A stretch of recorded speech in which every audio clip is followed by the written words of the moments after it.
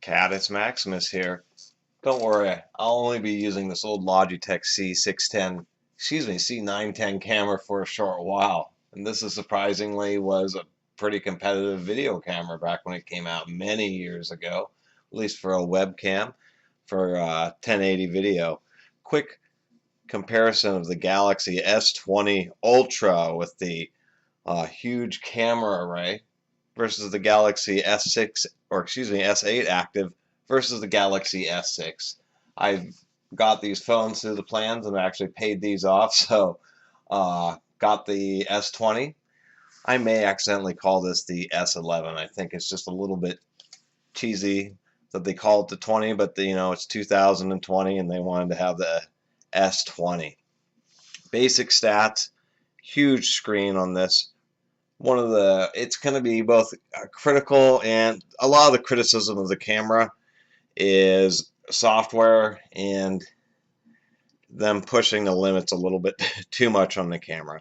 The screen is awesome. They do subjugate you to Microsoft Office off the bat. Big criticism, 2 to 3 gigs of bloatware. I mean, they had Candy Crush, 200 meg Walmart apps. It was loaded with just an unbelievable amount of stuff. So be prepared out of the box. It had to do like a half gig Android update. It had to update 30, Play Store apps, another 20 Samsung Store apps. I mean, it was like over an hour of updating before you could really even use this thing. Anyway, as we can see, the screen is pretty good. If we do a little internet comparison here, it is pretty fast.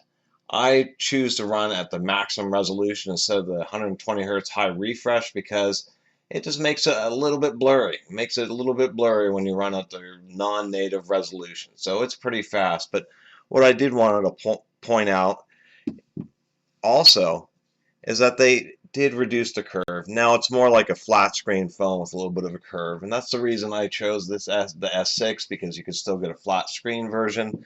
The S8 was like the last of the real flat screen Samsungs, the last of the active ones, and it was fully featured. This has been a really great phone for me. And they kind of continued the tradition with this phone here. It's huge.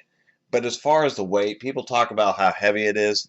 The S8 Active was 205 grams. This is 225 grams, so it doesn't really feel that much heavier. But man, is it huge. And if we compare it to the S6, wow. Pretty amazing. What is also amazing here is if I bring up the same web browser on an old S6, it was the only time we got the Xenios processor. It's not like this old phone that you can get for less than $100 is like super intolerable. It's it takes a few seconds on big web pages, but otherwise it's just fine. I wanted to point out the camera. That way we can compare against this Logitech.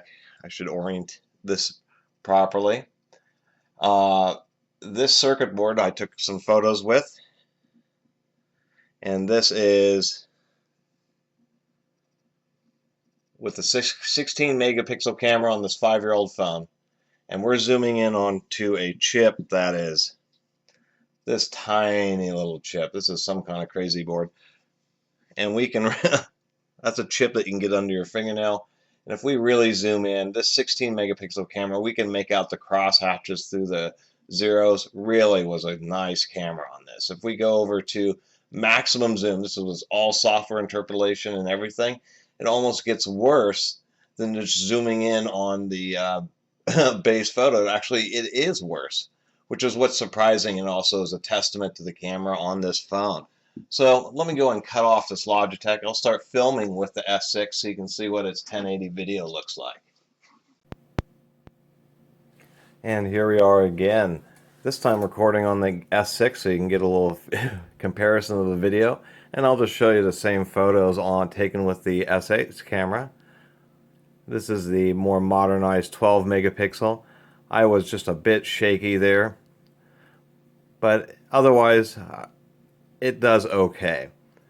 And I know that's a terrible photo. It's a little bit more difficult. The reason is I've got the zoom. I was holding it much more steady. And we can see on the zoom photo that it's pretty good. And we know by all the zoom that it kind of blurs a little bit, but it's still a very sharp sensor. This is a really, the S8 camera is great, you know, and even in low light, it's just fine. And then as far as performance is concerned, it's, you know, there we go. Super fast. Really is. Nobody would have any problem for a phone that costs like $150 or less. You know, 100 to 150 bucks. You can pick up one of these. You get a pretty big screen. We can see that. And it's certainly very tough and very break resistant, and it has a decent battery. Really couldn't argue with it. And it really would cost you a fraction of what this phone does. And you get a lot of the basically features, performance, without it just being just hugely tall. Let's go ahead and switch to the video on this S8. And here we are with the trusty S8. Since I'm trying my best at YouTube, here is how I really justified the cost of this phone, but I think it's a bit overpriced. No wireless headphones. It's capable of a 36 watt charger at least. I write up to 44 watts, but it comes with a 25 watt charger, although my DJI Mavic Mini also came with an inadequate charger for what some of its charging hub was capable of. And it just seems so cheesy when you're charging so much money. A lot of people want to know the details of this camera, and you have your 108 megapixel. It does what's known as pixel binning, which is really just downsampling to get you really crisp. The 12 megapixel downsampled default photos are super duper crisp off of this camera. 12 megapixel wide angle, which I think is shortchanging you a little bit because it has a 14 megapixel autofocus hole punch camera, but they give you a 12 megapixel on the wide angle. It has a microphone on the back, so it has this option to do zoom mic, so adjust the gain of this back mic. I don't know if during calls it works for additional noise canceling, or if when you're just shooting video that it's interpolating using that additional microphone, or maybe doing some noise canceling. Not so sure. Our flash, there's actually an area that's very difficult to see right here, which I believe is the Samsung Health, the heart rate and blood oxygen and infrared sensor. This is a time of flight, which is like a really low, like a 0.3 megapixel black and white camera, or 108, and then the zoom, which is a 48 megapixel. Most of my criticisms with the camera on this phone is the fact that, one, there's issues with the lens. They increased the sensor size, so it's physically a really large sensor in this phone, but they're trying to still, even though it has a huge camera bump, they're trying to keep it super thin and not have a very big diameter lens, and that's a big issue because the lens has too steep of a curvature. I don't know if the term's called vignetting, but once you see it, it's hard to unsee it. But all the photos, they just start to get a little bit blurry, and they use software to try to adjust for that because the lens is so curved, it's too small a diameter, it's just too close to the sensor, that it is, the whole square of the picture can't really be in focus exactly. So it's actually super sharp right in the middle. And people, a lot of the reviews are complaining about autofocus issues, and the issue is exactly that. The lens is too close and it's too small in diameter, so it has a really extreme shape to it. And so if you just zoom in literally like to 2x zoom in the 108 mode, it's great. It really will give you, that's a minor, or a 1.5 even, gives you a minor amount of interpolative zoom, and then it will really deal with that out of focus. I understand the issue, and you do get your pixels out of the 108. You really do want to have that, have a lot of light. Big issue is when you go to the Pro mode, it is lame. Pro mode is only this is all software zoom. When we zoom way in here on Pro mode and put our finger in front of the zoom camera, it's just not doing it. It's not using the zoom camera. in pro mode, nor will it go into the wide angle. So apparently professionals don't shoot wide angle shots. Apparently professionals don't shoot zoom shots. And it doesn't work on the selfie front-facing camera, so the professionals have never taken a photo of themselves. And when it comes to the 108 mode, I like it, but the 108 mode gives you a 1 through 6 times digital zoom only. And it doesn't like switch through and then like to switch to 12 megapixel and give you the wide angle and then switch to, say, 48 megapixel. How the zoom works is it actually starts at a base 4 times zoom. So when you are in, and it's easier in video mode than switching in and out of the 108 mode. Come on now. So in video mode, all the way up to 3.9, there's a little jump between 3.9 and 4.0. And as soon as we hit 4.0, the minimum focal distance is about a meter. That's when you know. That's why I was like, oh, I can finally see my finger in front of that camera. So it's digital zoom. It starts out at half times, and that's actually it's digital zoom from 0.5 times to 1 times, and see that odd jump? That's where it jumps. It does interpolative zoom on the wide angle until 1x, switches to the main camera, and then as soon as we get to 4x, and it's a little smoother, but as soon as we get to 4x, see how it just got blurry all of a sudden for no reason? Clear.